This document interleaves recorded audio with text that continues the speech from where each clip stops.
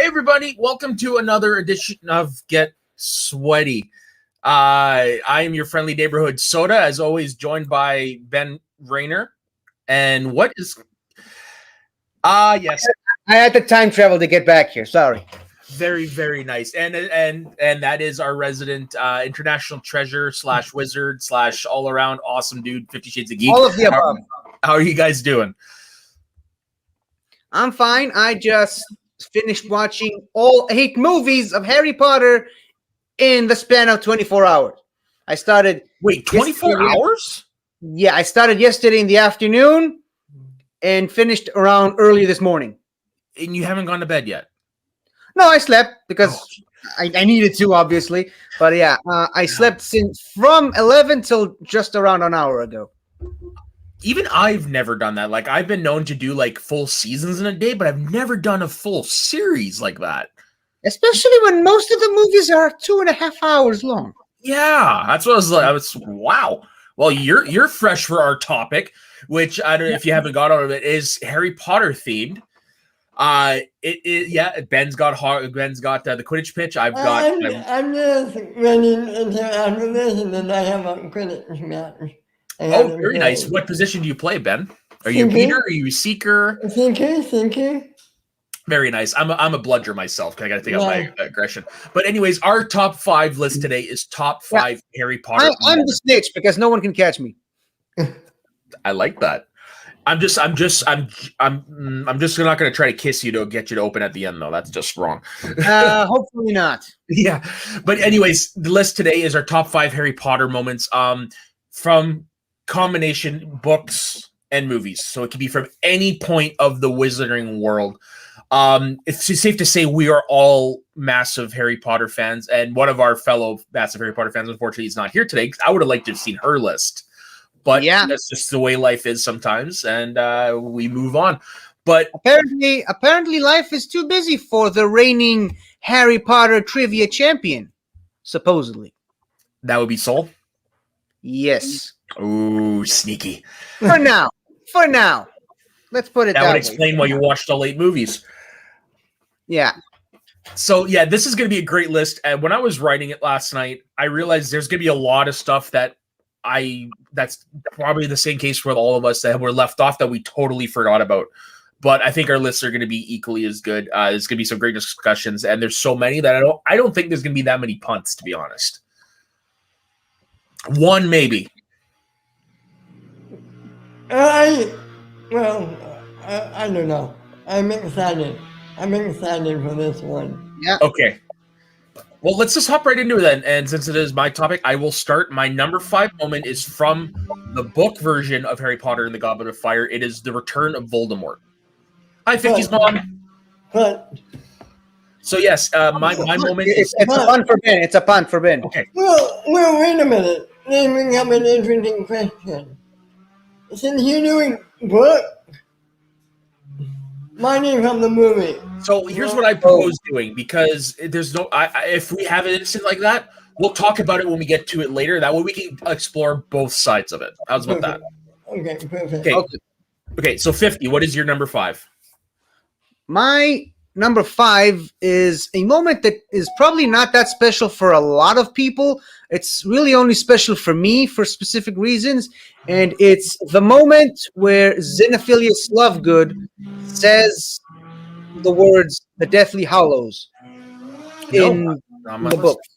And the reason for that is I went into the 7th book feeling confident that I knew what the plot was going to be. I'm assuming the same was for most other people. Like, it was pretty much set up in the 6th book that they were going to start wandering the world looking for Horcruxes, and I thought that was going to be the main plot of the story.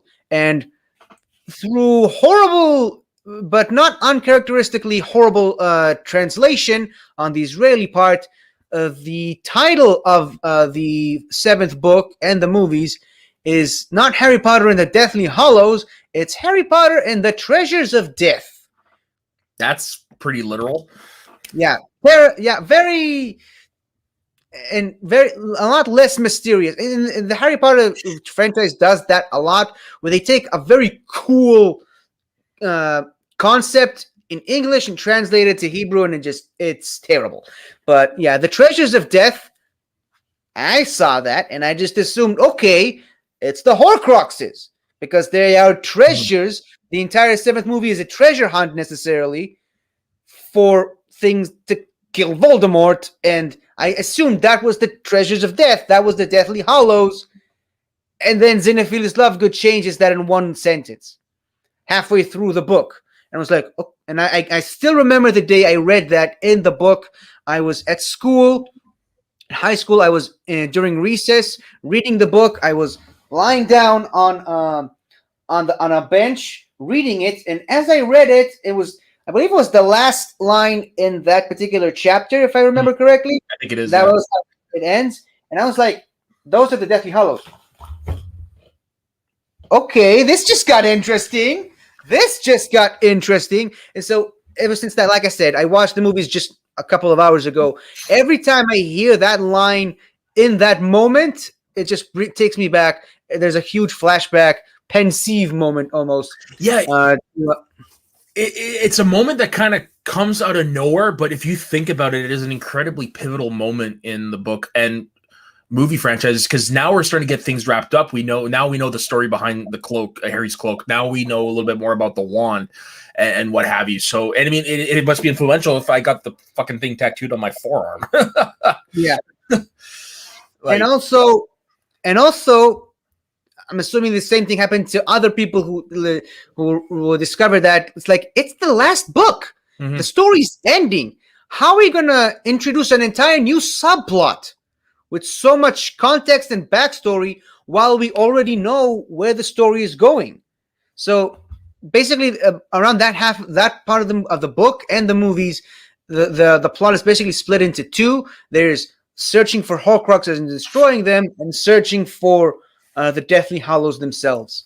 Which So I have a question about that, because that came out during a time where a lot of UA adaptations were doing that with the final book. YA. Did I say UA? Yes. Yeah. I don't know. United Artists. Whatever. Too much weed fries my brain. Anyways, no, I just remember at that time, because we had the Hunger Games that did it. We had Twilight that did it. Harry Potter did it, where they separated the last book into two movies. Where do you think the Deathly Hollows 1 and 2 rank in that?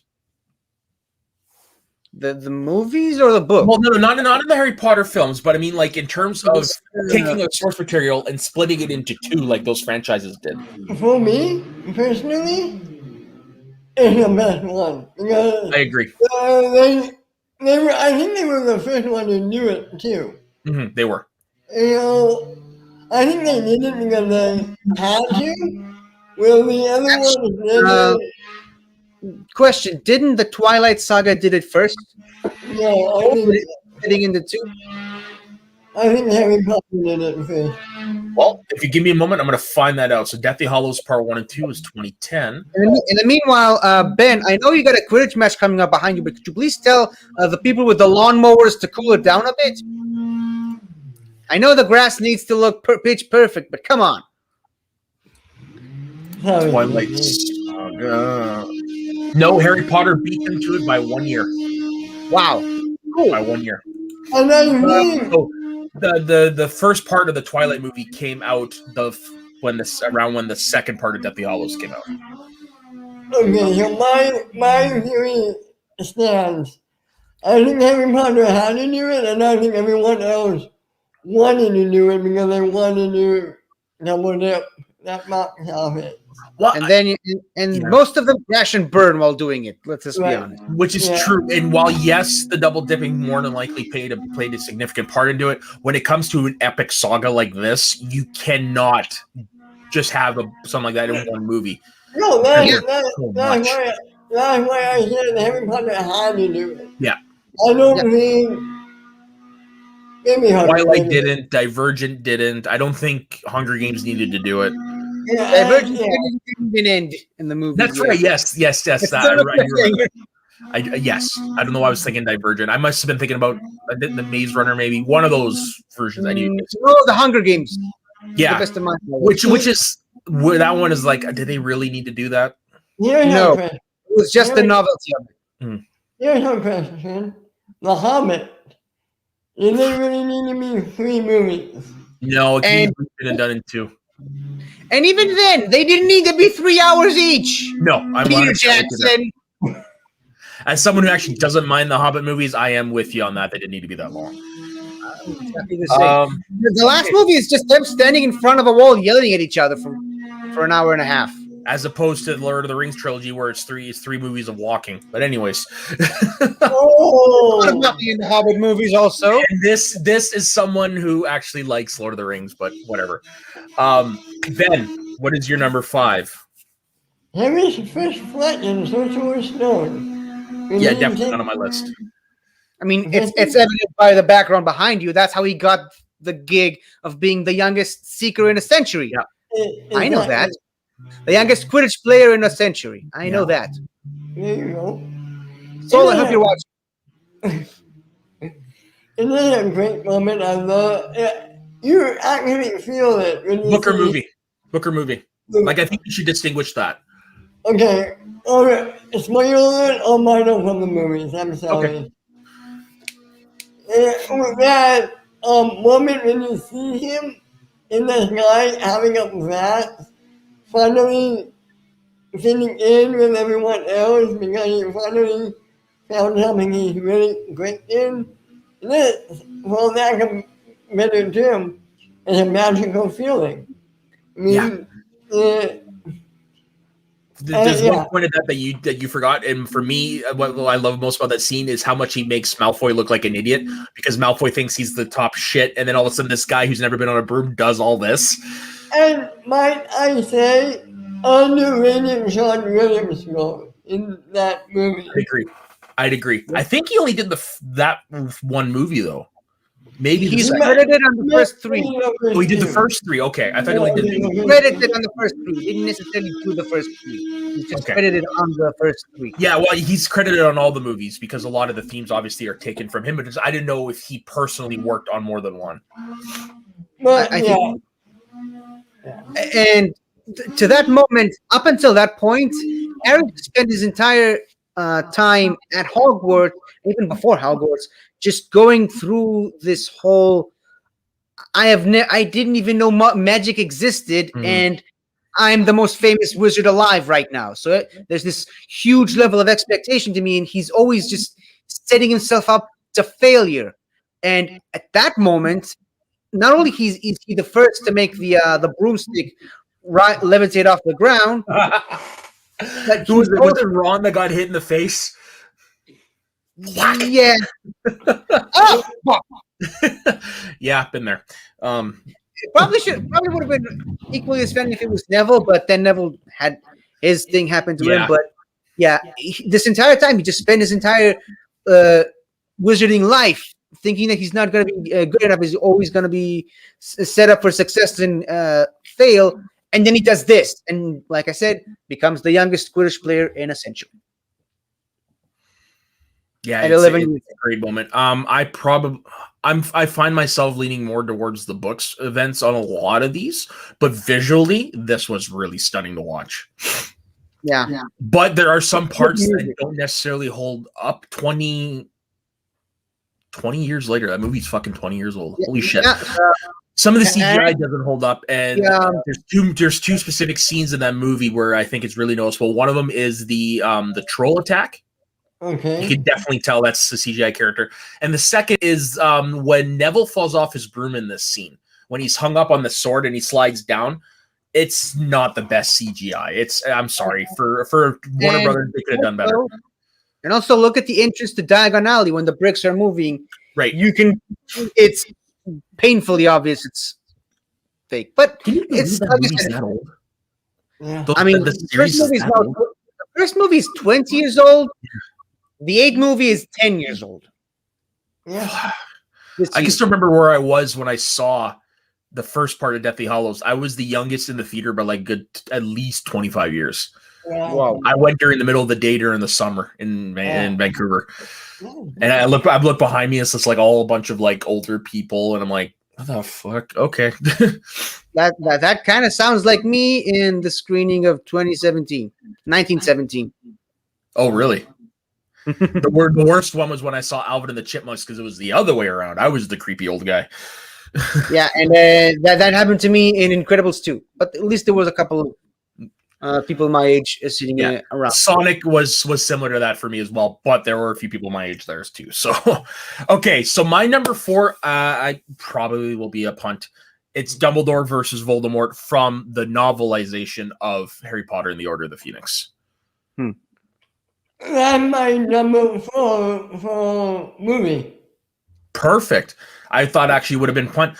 So I was talking with Dave from Schmoes of the North last night because we were talking about our list, and he brought this up, and he's just like reading it for the first time. When you get to the final scene of the book of that chapter, where it's just like all of a sudden Dumbledore comes out of the fireplace. And you're like, oh, shit's gonna go down, and it's just a battle of wits and one-upsmanship and brutality and anger, and it's just like, holy crap.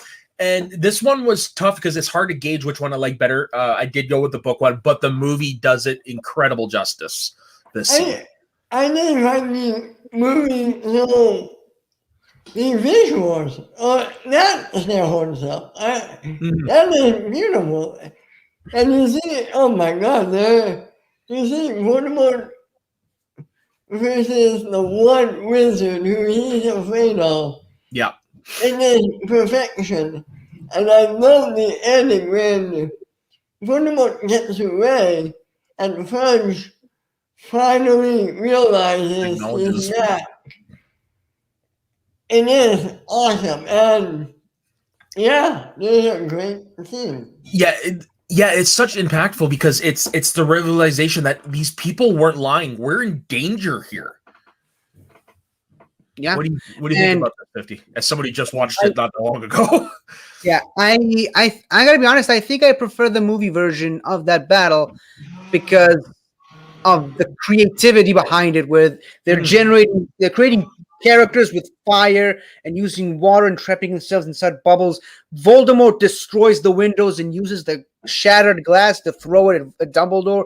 Dumbledore pulls out a shield, turning it into dust. Like it's such a visually inspiring battle, as opposed to, sorry to say this, 2 old men yelling at each other with sticks. Like, I think it works better. A fight like that works better in the visual medium of movies. The books are great in so many other directions, but I do agree with you, not on this fight. I agree with you on the Harry Voldemort fight for number 2. I do think the book version, you know what, there's a good chance we might get to it later, but I just want to say I think the book version of that is pretty badass, but the visuals of the movie are amazing. Anyways, but and also, like, I'm saying from the book for most of these, but really for a majority of my picks, it could be either or. Like, I mean, they will stick out for equally, but I did choose the book version on this. But what's amazing is this is 5th book out of 7. We still have, at this point, 2 more books to go, and we got this epic battle in the 5th. It's just like, what else are we going to get? And may I say, this might be the worst book and movie for me. I like all books and I like all movies, but this is the weakest for me. Not for me. It's to the bottom, but it's not the weakest. I still say that's Chamber's Secrets, personally. Okay. Yeah, it's been tougher for me. Yeah. Fun fact, Order of the Phoenix is the longest book, but it's the second shortest movie. Yeah, and that's actually the book I read the fastest. Really? When it came out, I was visiting my aunt and uncle in like a really small town up north. And the day after I picked it up from the library up there, the power went out for like 15 hours in that town. So I just sat there and read the book the whole day. In the dark? No, it was summer. So I mean, I still had the natural light and stuff like that. It happened during the day, but yeah, I think I knocked it off in like 3 days. Wow. The fastest book I read in the series is also my favorite, which is Goblet of Fire. And I just sat in my bed. I just didn't want to put it down. I finished reading it at about 4 a.m. and I was 14 at the time. I don't know, not the movie because it is one of the weaker movies, but for the book, for some reason, I gravitate the most towards Half-Blood Prince, the 6th one. because they screwed it up so royally in the movies, but I love the Harry and Ginny plot in that book, especially the breakup scene. I've never been a fan of the Harry and Ginny relationship in the books. I'm sorry. I don't like it in the movies, but I don't know. In the books, I think for me personally, it's just so well written, and I can get involved in it. But that's just me. I'm a sap. Again, I'm not a big fan of that relationship in the books because up until like Order of the Phoenix, well, actually, for the most part, Harry's romance and love life hasn't really been a central point in the story, which is a good thing. In the movie. What? Which is a good thing, but I think with Ginny, and I know we're getting off our list and stuff like that, but I think with Ginny, though, it raises the stakes because now he's got not just his friends to fight for, but now he's got essentially the love of his life to fight for. I would argue that it doesn't raise the stakes so much because they pretty much go over the top and showing how powerful Ginny is. Showing that she can take care of herself. She doesn't need anybody else to fight for her. So, yeah, like I said, that's just me. It's one of those weird ones where, I mean, I really like the other books, but for some particular reason, that one, I don't know. Okay, so what is your number 450?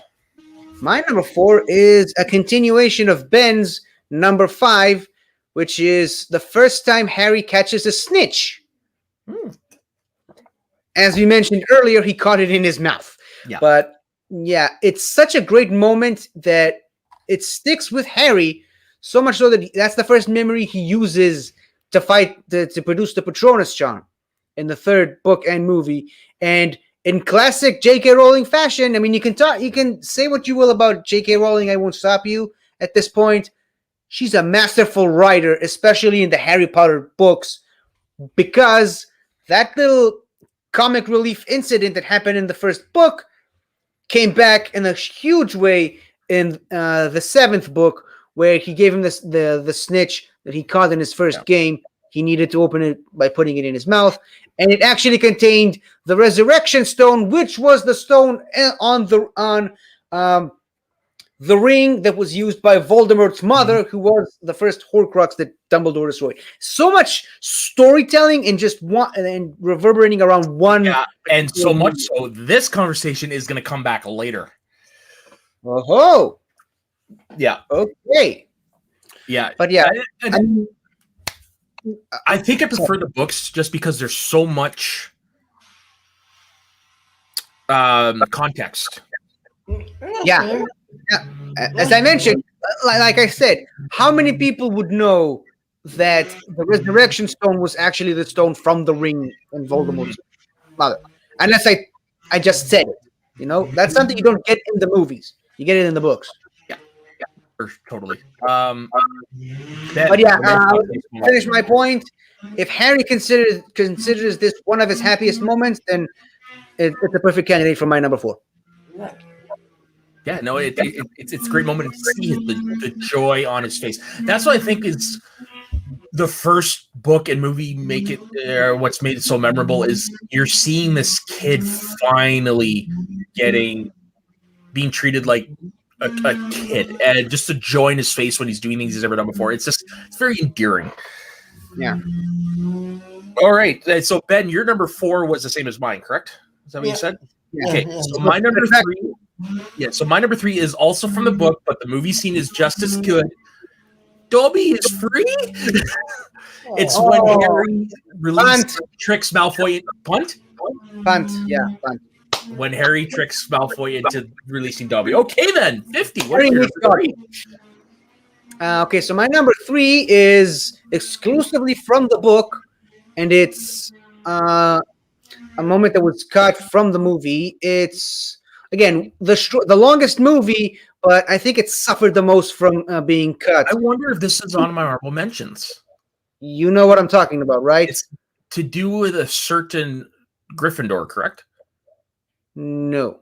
Okay. Well, then it is different. A Gryffindor person. A person. Yeah. Gryffindor person. I'll say it right here. It's Harry, Hermione, and the Weasleys going to visit Ron's father in the hospital, and seeing Neville there and his parents. That is on my after- honorable mentions because I could not find a way to put it on my list. Neville seeing his parents. Holy shit.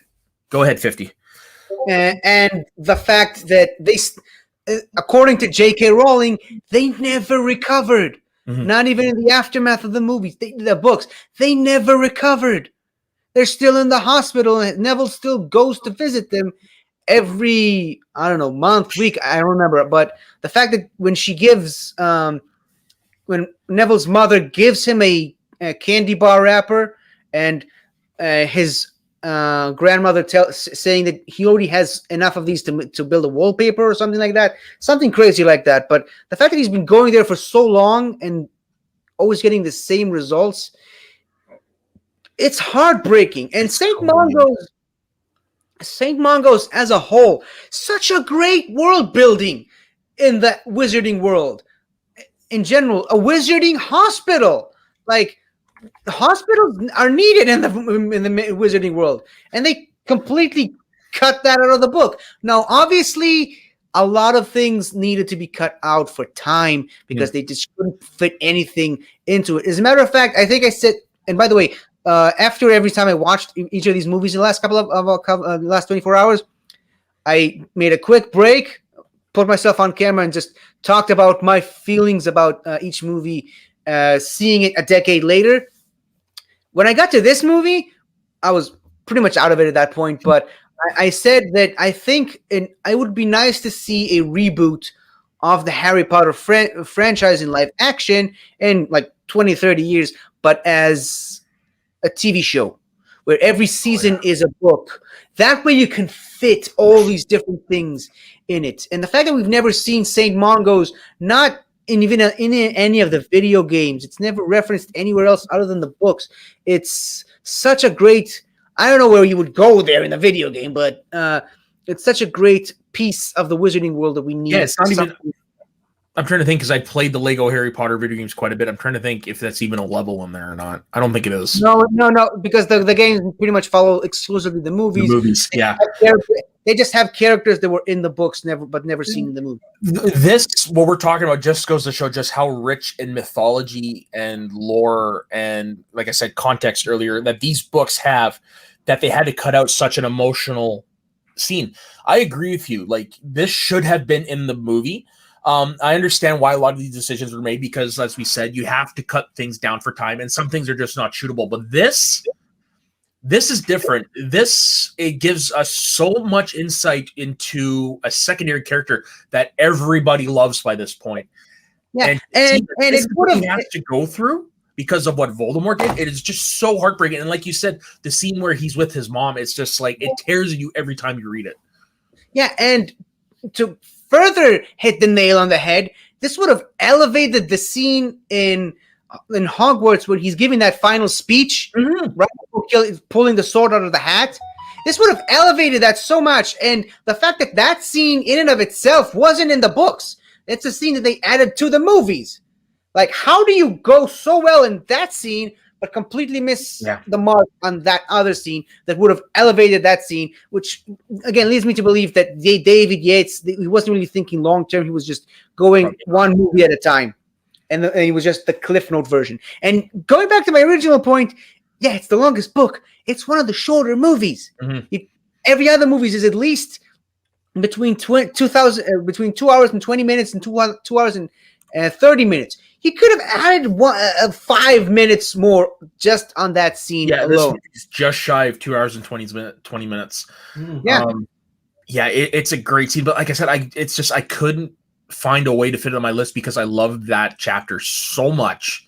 But it was just so hard to have to leave it off. But yeah, I mean, at least you have me. Yes, thank you, 50. And go ahead, Ben. I need one of you to make sure, and correct me if I'm wrong.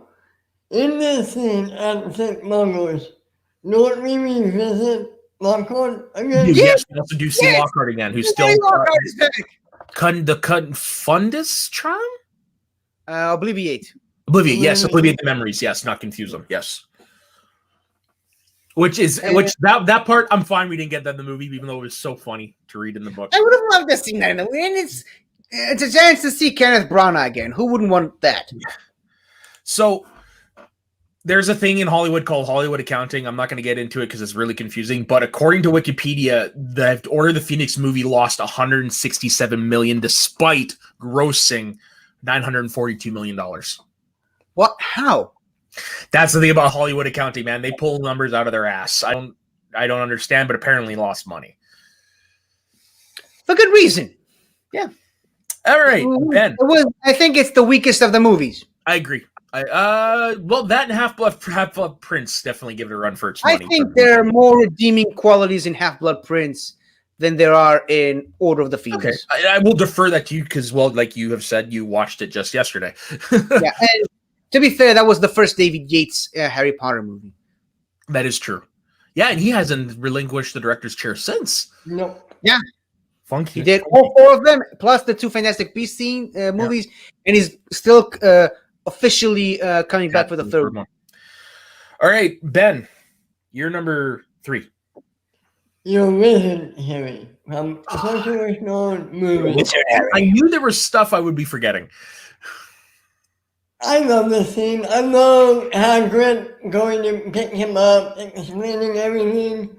I even love, I got that from the movie. I even love the side moments with Dudley and how Hagrid turned him into a pig, basically.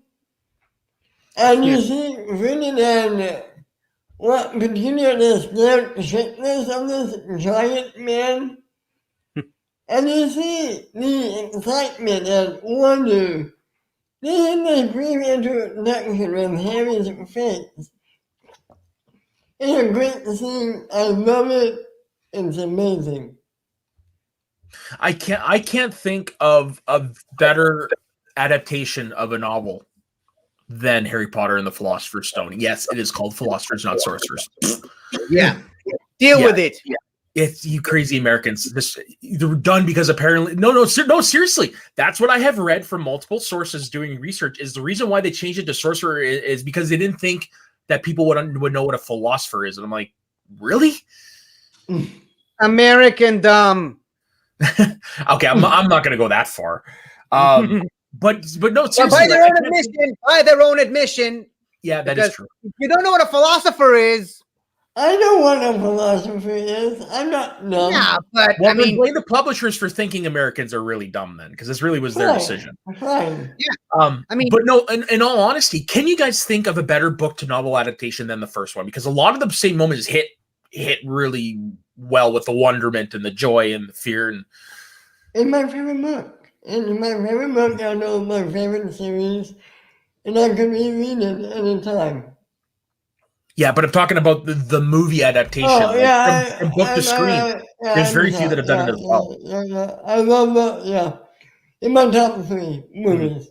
You know, now that you've mentioned it, yeah, like there's still some moments from the books I would love to see in the movie, but yeah, because I think it also has the advantage of being the first one in both cases. That is true.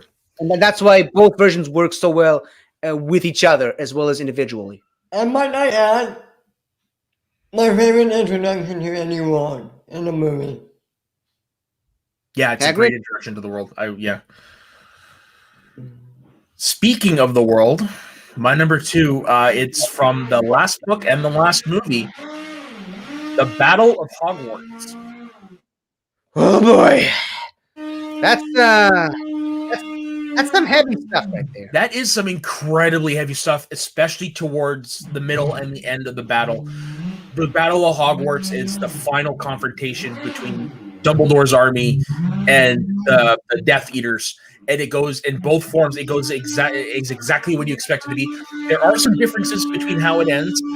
I really like how the book ends because it's basically just Harry just whittling down Voldemort, all his ego, just essentially attacking him, telling him what he really is and stuff like that. Whereas in the movie, it's the spell that backfires on Voldemort and he just drifts away into dust, if I'm not mistaken. Which is more visual. It is, yes. It's best suited for movies, not for books. Yes. So I'm really torn on which version of it that I really like, because I really like Harry just giving it to Voldemort verbally.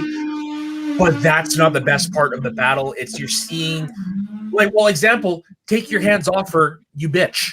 Like Molly Weasley, the mama bear. No. It's not my daughter, You bitch. Yes. Either way, is that in the book? I don't think so.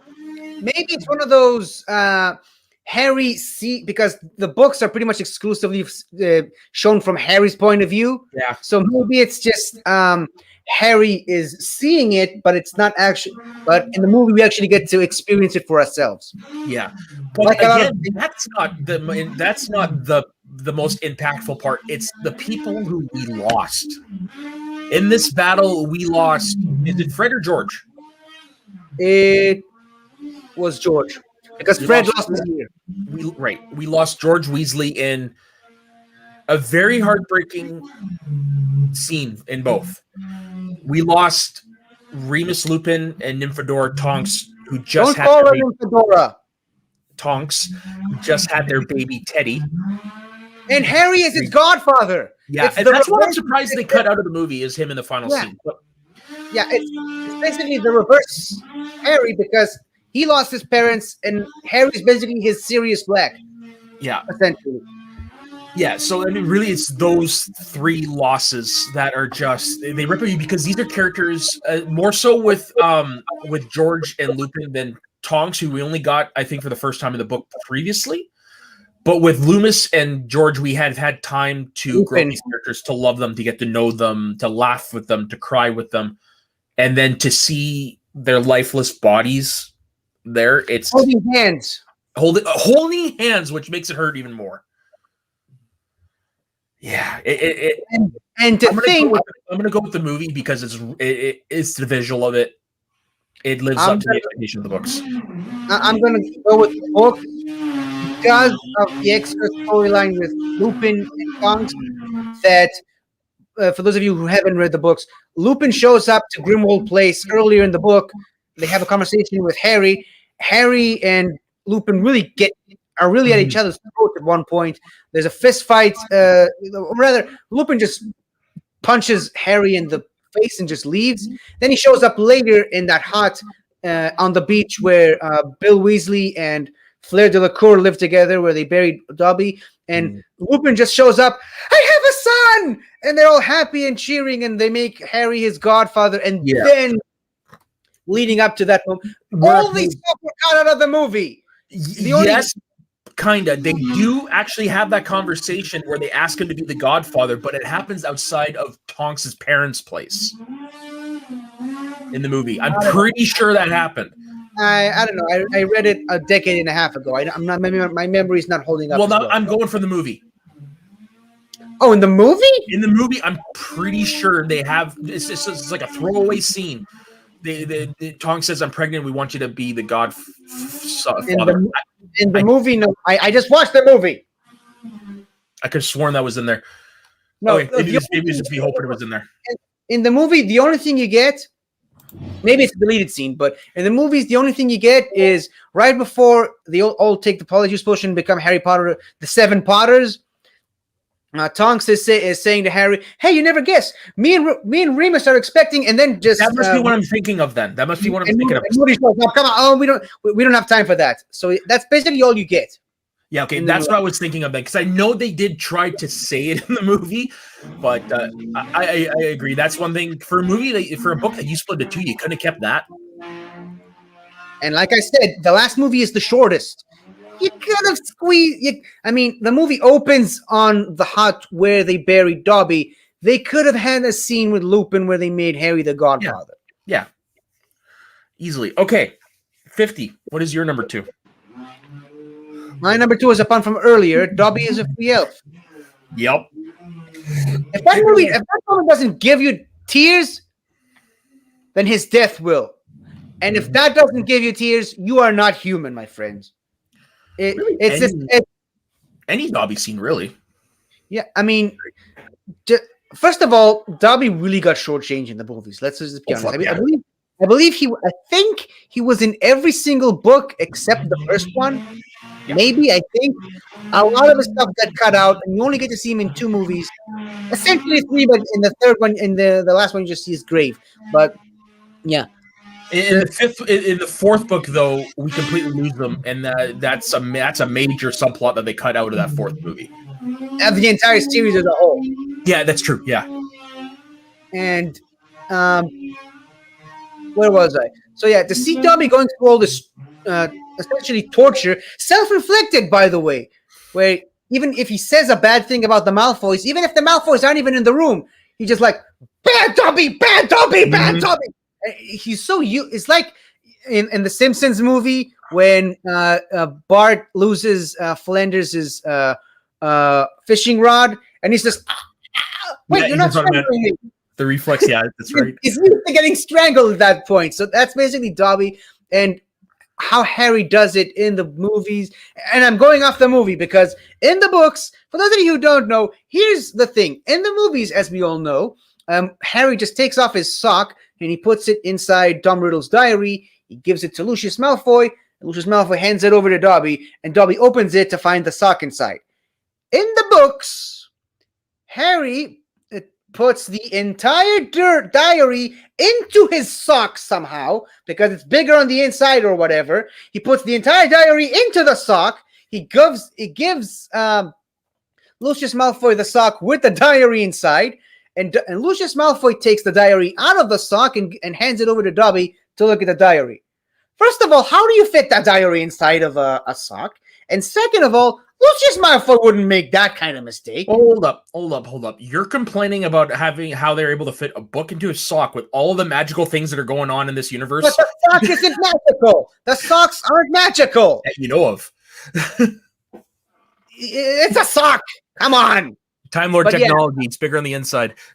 Okay, fine. I'll give you that.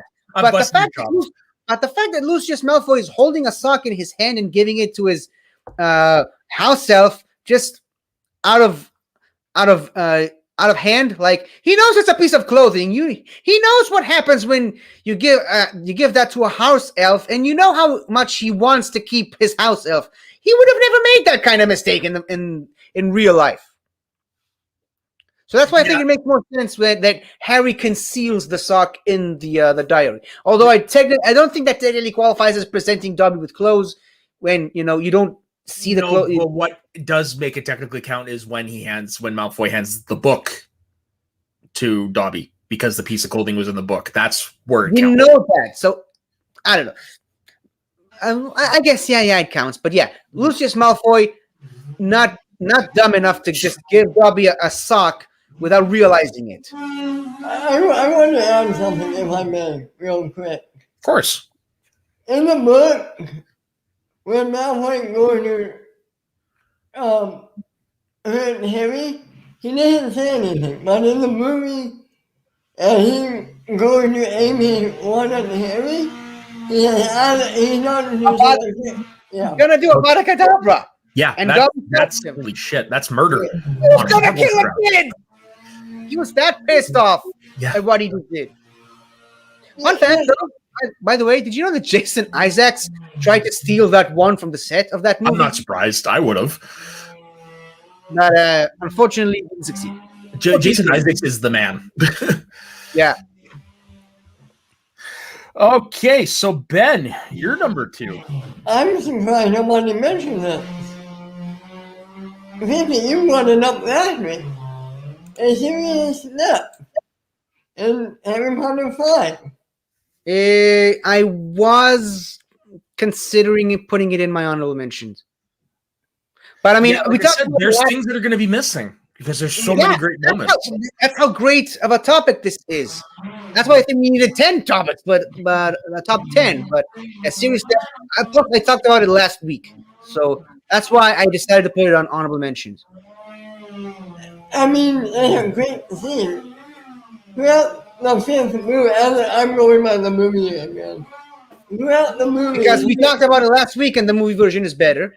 Right. Movie version is better. You feel it. When you see him go through the curtain, you feel the pain the anguish Harry goes through. And when Yeah. he goes after, what's her name? The evil woman. Bellatrix Lestrange. Yeah. Which, and she's Sirius's cousin, and she Yep. killed her. It is a great, emotional, painful scene, and it gets me every time I see it in the movie. And the fact that it drives Harry to the point of doing the Cruciatus spell. Because that's the last piece of family he had left. Yeah, it's like, and similar to the Dobby scene, if you don't cry at that scene, you're not human. It's like when you see Mufasa falling to his death, and then Simba goes to try to talk to his dead father, and there's a tear in his eyes, which lions can't really do. But we're not going to get into that logic. But yeah, if you see that scene is so powerful, you can look it up on YouTube. It makes dogs cry. The Mufasa scene. So it's fit. So yeah, I wanted to do that for the Dobby scene, but Soda interrupted me and I forgot and I lost my place. I'm sorry. I was lining up the shots and you tripped me.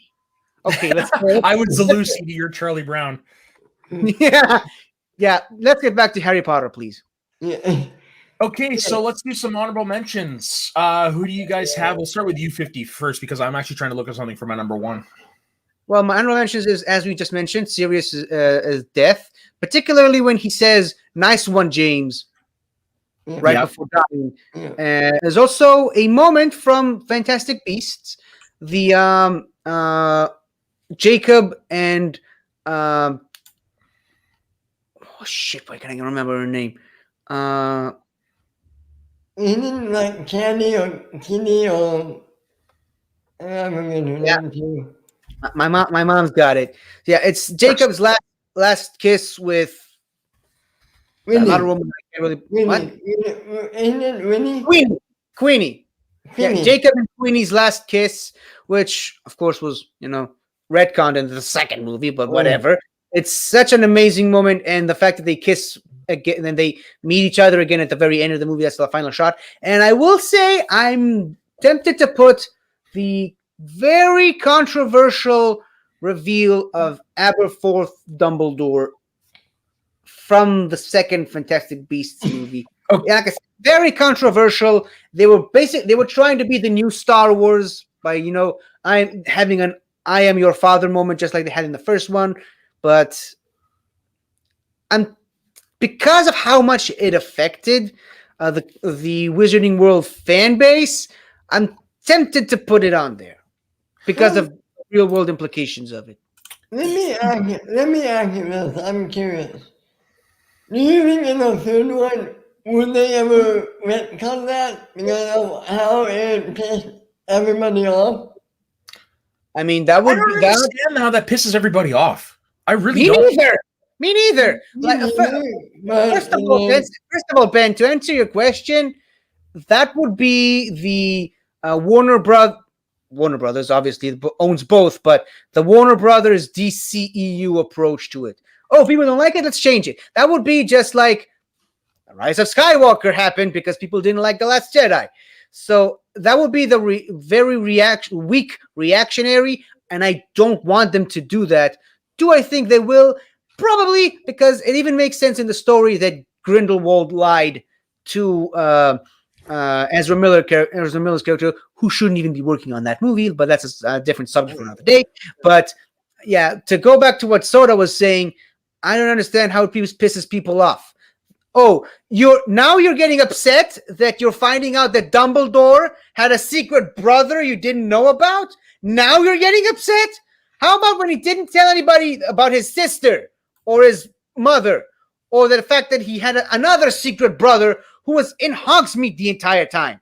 Like, we know, especially from the books, we know that Dumbledore was not the holy saint people made him out to be. Dumbledore was a lying, scheming son of a bitch that did a lot of good, but also did a lot of bad. So why are you surprised that he's trying to hide that piece of his past?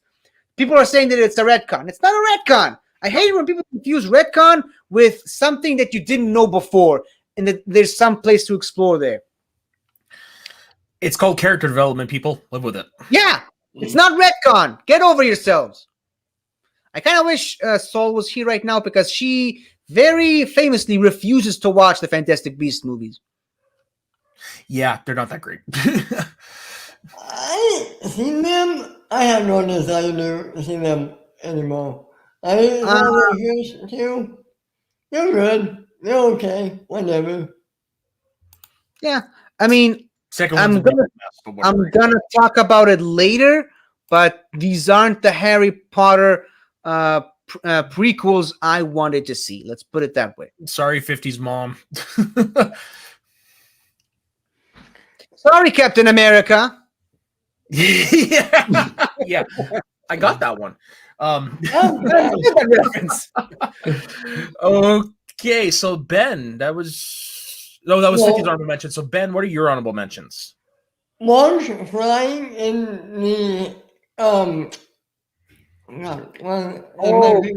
getting blown up. What? Marge getting blown up. Yeah. What the Played hell played by the main villain in Matilda. What the name? Holy shit, you're right. But what's the name of that movie? I'm drawing a Prisoner of Azkaban. Thank you. Longhorn getting hit by his own curse in order and him have secrets. And I love that line as they were flying out. It changed like magic. It's just like magic. That's why I wanted him back in the Saint Mongo scene. Yeah, that would have been great. Never getting the genie. Yes. Love that scene. Almus's death and the snake snap. Oof, snake. Yeah, that was a hard one to leave off too, Yeah. because it's on my honorable mentions, but I only have it written down as always.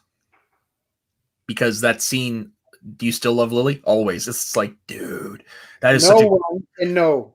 I think it's done better in the movie than the books, personally. Me too. But my honorable mentions, I have Malfoy getting turned into a weasel in Goblet of Fire. Technically, it's a ferret. See, that's the thing. I couldn't quite remember if it was a ferret or a weasel. No, I was quoting Mad Eye Moody when McGonagall was like, "Is this a student? Technically, it's a ferret." Yeah. So that's a great. What are you doing? Teaching.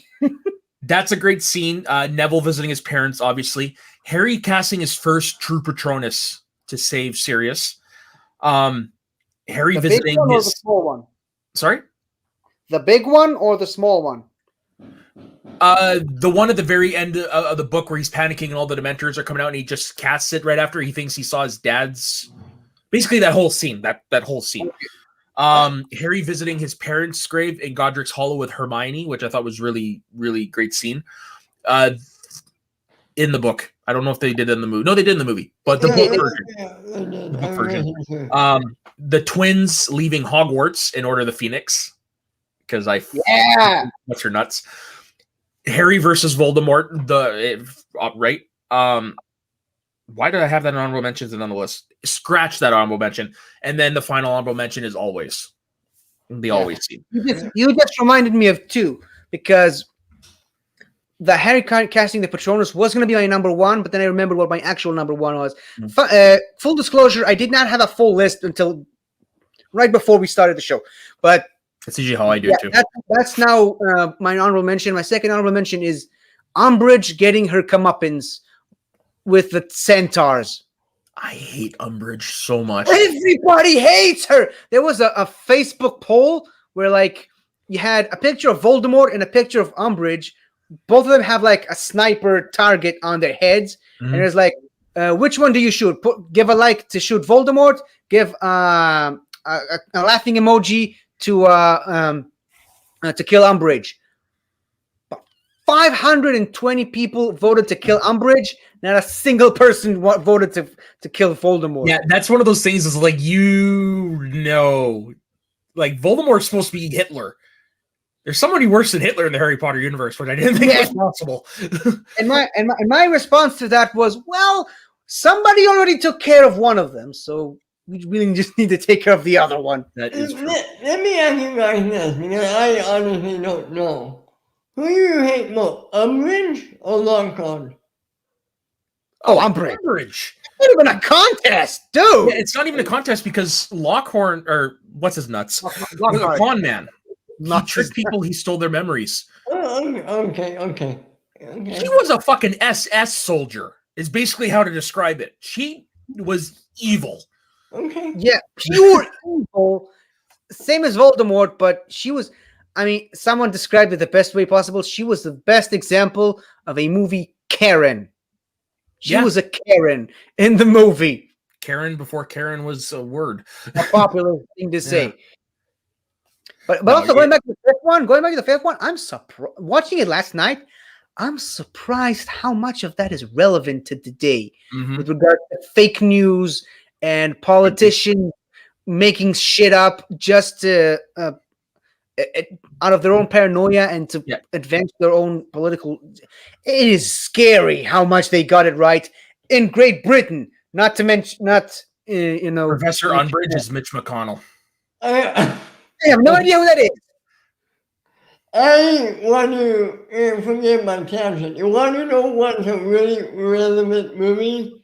Yeah. Towards today? From way back when? What? Planet of the Apes. No. Which I did watch for the first time a couple weeks ago. It's really good. Yep. Yeah. Did you watch all of them? Not yet. Citizen Kane. That movie is totally relevant today. Totally. It's a good movie too. I watched that last year. It still holds up. For me, I saw it in a theater before the lockdown.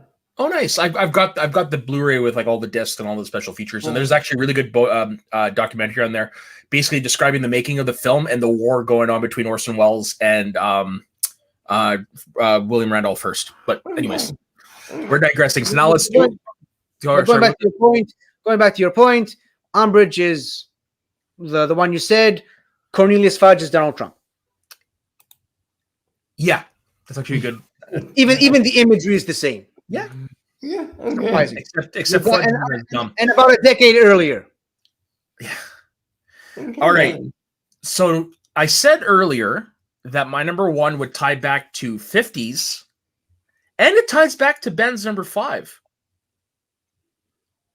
Okay. Harry seeing the ghosts of his loved ones before he dies and uses the resurrection stone is my number 1. How did that tie into my number 5? Hogwarts. Quidditch. The first time he flies the broom, he catches the snitch, and there's the resurrection stone inside it. Okay. On the ring. See how I did there? But yeah, it's Harry realizing that he is okay with dying and seeing his parents, Sirius, Cedric, Lupin, and there's one more. I was trying to find the list, but I couldn't find the list. I think it's Tom. More. Isn't one of them that that gentleman from the 4th book, that groundskeeper? That was in the 4th book when their wands connect and Arian can talk to him. Right. Yeah, that's because there's no logical reason why he would be there. Right. I was confusing the two, but then there was another one, wasn't it? I think, like I said, I think it's Tonks. I think. I just remember one of the ghosts saying to Harry, "Make sure they find my body" or something like that. But that was also from the 4th book. That was also from the first movie. Cedric. Okay, some of these things they're so similar sometimes, but yeah, no, it is this conversation because Harry finally realizes that this is where his journey ends. Well, at least what he thinks. He talks to all these people. He says his final goodbyes. They all say how proud of him he is. It's basically you're building up to this moment throughout the books because he's never had that the parental unit that most of us have. And to see that, no, they were with him the whole time, watching him, proud of him, watching him grow as a human being. It gets to you because it makes you, even though you know this isn't how it's going to end, it makes you feel like this is the end. This is how it's going to end. This is how he's going to go. And can I just ask something though? It's an intimate scene. I love the intimacy of it. Yes. Can I ask something though?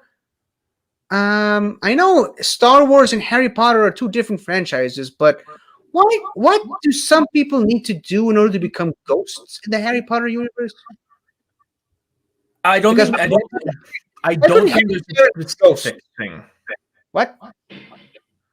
Like when it comes to what the scene I'm talking about, I don't think there's a specific thing that they have to do to come back. I think it's just his memories. Yeah.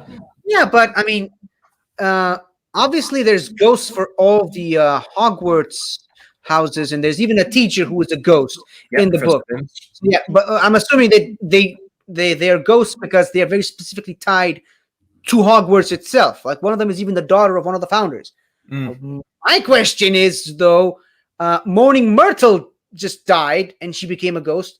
Why couldn't Harry Potter's parents become ghosts and follow Harry along on his journey? Maybe because everyone who died at Hogwarts, maybe all the ghosts actually died at Hogwarts. So does that mean that Tonks, Lupin, and George Weasley are now ghosts at Hogwarts? By that logic, Maybe. everyone I'm who on died the was Wizarding World website trying to find an answer to this. Yeah, me and Fifi, But this is all as per J.K. Rowling.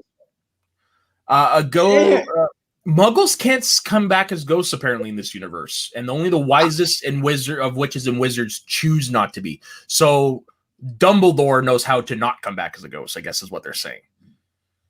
Okay, but that still doesn't explain Moaning Myrtle, though. Unfinished business, whether in the form of fear, guilt, regret, or overt attachment to the material world, who refuse to move on to the next dimension. So they're basically using the real world explanation for ghosts. How does that not qualify to Harry Potter's parents?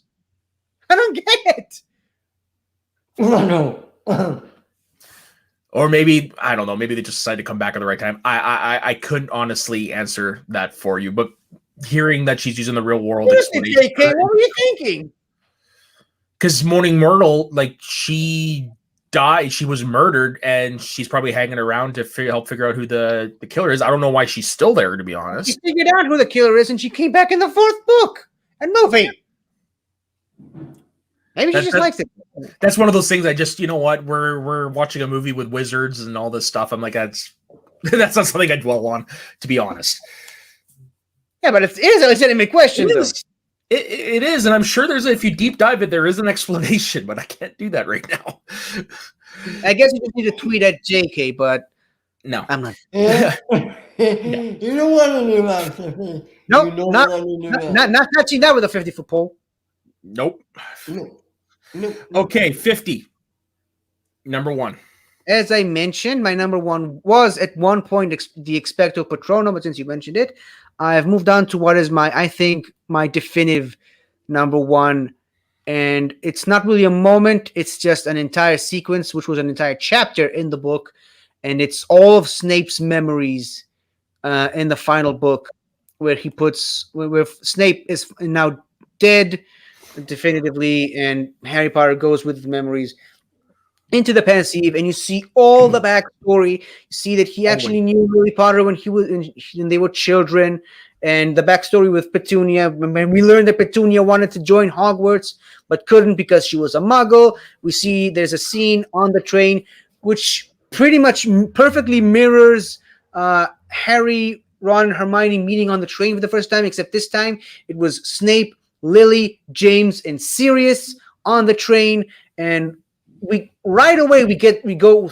straight into Snape's rivalry with Sirius Black, and Lily and James kind of being in the middle of all that. We get to see them grow up. It's basically the 7 years of Hogwarts, but in one chapter about these characters, and we get to see them grow up together, grow further apart.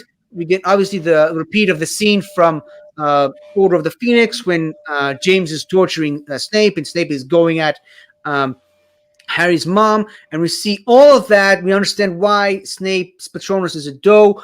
All of that, like I said, always, and the fact that he still loves her to this day, and that's why he's been protecting Harry this entire time, and why he hates Harry, because the son of a bitch looks exactly like his father, but he has his mother's eyes, which is the reason why Snape is so conflicted. And it's just, I mentioned earlier that the Fantastic Beasts movies is not the Harry Potter prequel movie I wanted to see. That is the prequel movie I want to see in the Harry Potter universe. Maybe not make it 7 movies. Years in Hogwarts? I want to just about Lily and Snape. That would be actually a good one. That would be. That's the one I've wanted ever since I read it years ago. And like, maybe not make it 7 movies, obviously. Maybe you can cut it down to 3 movies, just focusing on the significant years in Hogwarts. But because obviously Harry's parents never had to fight a 3-headed dog in the first year, a giant snake in the second year, a mass murderer in the fourth year. Yeah, maybe don't do 7 movies, but at least explore that in movie form within the context of the live action movie universe that we have right now. Just, I would say the Fantastic Beasts movies were an interesting experiment, to say the least, an experiment that doesn't even seem to be working right now. They're going into a whole new direction with the upcoming video game, which is set about 200 years before Harry Potter. Let's see that, but also I want to see that chapter in the Harry Potter universe explored in detail. I just want to go back to Snape for a second. And what makes it even better is Alan Rickman's performance in that. And the fact that he knew the entire time. I was from just the going to beginning. bring that up. Because J.K. Rowling pulled Alan Rickman aside when he was cast and said, "This is where we're going with the character." And what I love is that all the director, he had control over what his character was going to do in the movies, and he was constantly correcting the director. I love that. It was very consistent, and the payoff to all that work is amazing because it gives us the iconic "always," which when Alan Rickman died, everyone said that in memoriam to him. Yeah, and that is one of the reasons why Snape arguably is the best character in the franchise. Agreed. Can I ask you guys a question? What do you guys think about fan fiction about Snape being Harry's biological father? I don't. It's stupid. It's stupid because he looks too much like James. He looks exactly like his father. Everyone says that. Yeah, the more plausible one, even though it's also based in no reality, is that Dumbledore is Ron as an older man. I like that one, even though again that's not in basis of reality. Yeah, that's actually a one. And also kind of stupid. Yeah. Okay. All right, Ben. Now it's your turn to grace us with your numero. Wait, I think I had one more point I wanted to make, but I can't remember what it was. I think you interrupted me again. Maybe it'll come back to me. But it was about. I tend to do that a lot, don't I?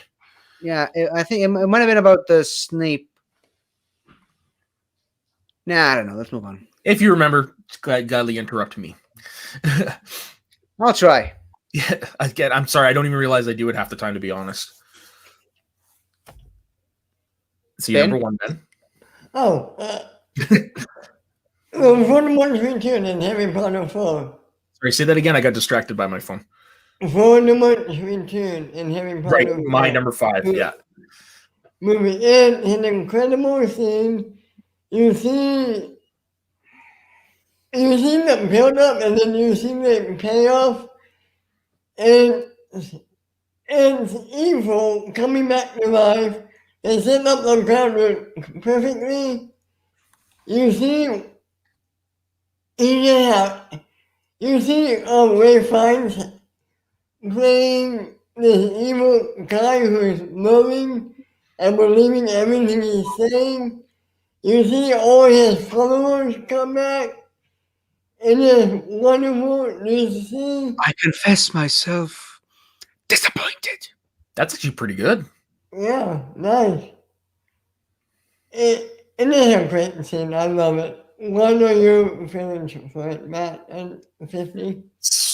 I really like it because this is the first true moment of the series where you realize shit is getting real. Like, we obviously had some great confrontations and the other stuff, but it's when Voldemort returns is when the series changes.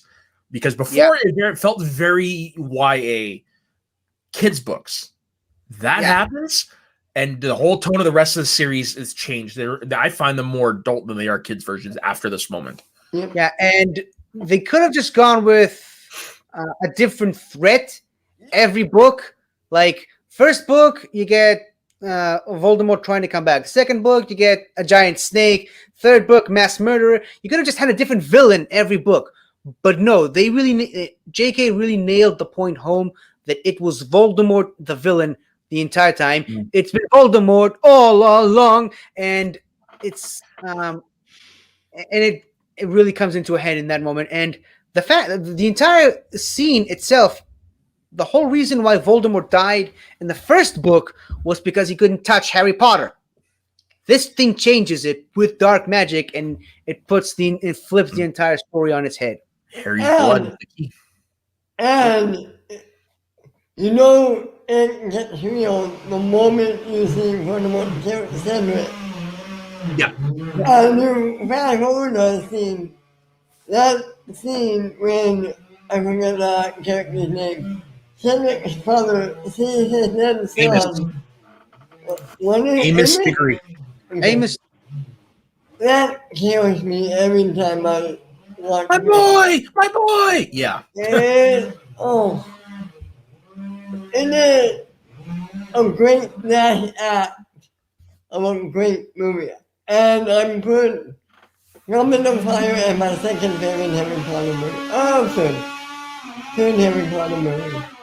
Yeah, it's so great, and it's like it's just like this scene is so much different from the rest of the movie. It seems, and it's just handled so well. And I love how they bring Voldemort back by using sacrifice from a servant, which is Pettigrew's hand, the blood from your enemy, which is Harry's blood, and then the bones, the bone of the father. the bones of the father. Oh, Harry! Where did that old man come from? He's standing there, standing on the bones of my father. I love that. Well, the very beginning, there's that groundskeeper that dies. Isn't he a part of this as well? What? At the beginning of Goblet of Fire book, I don't care. Remember the movie. You're introduced to the groundskeeper on the Old Riddle residence. Isn't he a part of this ritual as well, or is it just he just happened to be in the wrong place at the wrong time? Okay.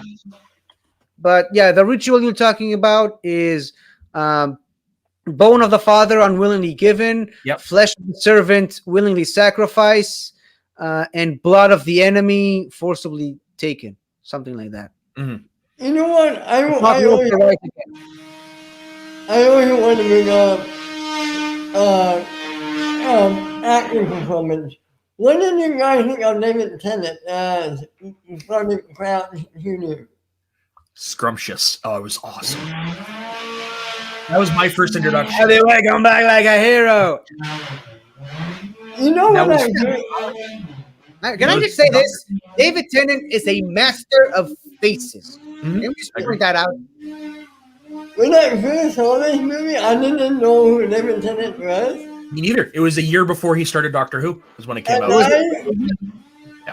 And he reminded me in this movie of a young Bruce Campbell. I can see that. Yeah. I can see that. Yeah, no, David Tennant, we don't get a lot of him, but for what we get of him, it's pretty damn good. I think it was a huge missed opportunity that he didn't came back in Order of the Phoenix, or at least in the final one. Because in the final one, he was already not Doctor Who at that point. So that's true. He could have come back. Whatever. Well, and the fact his character is one of the people that tortured Neville's parents. Yeah. So to see him there at the end when Neville's making his speech, that would have been great. Didn't that character come back in a book? Yeah. I don't think so. Yeah, I don't know. But speaking of Doctor Who, I want to bring this up real quick. I'm assuming you guys all know who this is, right? Oh, shit. That's Dudley. What? Yeah, that's Dudley. So you know who the actor who plays Dudley, you know who his grandfather is, 50? No. Does the name Patrick Troughton mean anything to you? What? That's his grandfather. His grandfather is the second Doctor. What? Yeah. Okay. Well, because I knew I recognized the face when I saw this episode, but I couldn't really quite fit where I saw it. Yeah. No, that's his grandson. And they even look alike. Patrick Troughton, his son, also was in two completely different roles. both in the 70s and in the 2008 series. Yeah, here's a picture of the two of them. If the thing will load. You see the resemblance. Yeah, definitely. Wow. Yeah, when I read that for the first time, it blew my mind. Wow. Right over my head, but I think they were. But okay, well, you know who the doctor is. Yeah. His grandfather was the second ever. That's the only important thing. Again, I wish Paul was here right now. Yeah. Yeah, it just feels weird doing a Harry Potter list without her here. Yeah. It was. It's like it was meant to be. Always. And with that, it brings our show to an end, I guess. We don't have a list just right off the moment, but we definitely will have one for you before we start next week. So on behalf of myself, 50, and Ben, we thank you very much for joining us. 50, where could everybody find you?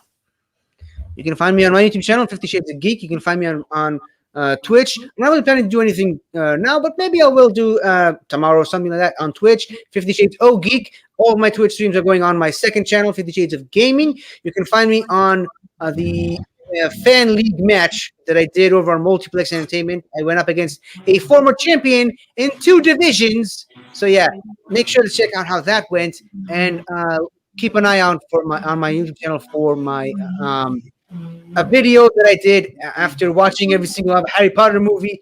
I did a quick break to talk about them. I'm going to put that on the movie. And you can also find me up on Patreon, patreon.com/Pokemon Star Cross and Crescent. I'm designing a Pokemon fan game based on Israel. Thank you. And Ben, what about you? You can find me at Ben_Radio on Twitter. You can find me in a few hours on Map Schmodown. The Schmodown show I'm on when we go into players' careers. Today we are going into the classic clock world. So that should be fun. You can find me every Tuesday on Shooting the Breeze with Matt. Every Friday on Recapping the Past with Matt. And every week here. Right? And, right? That's pretty much all of it.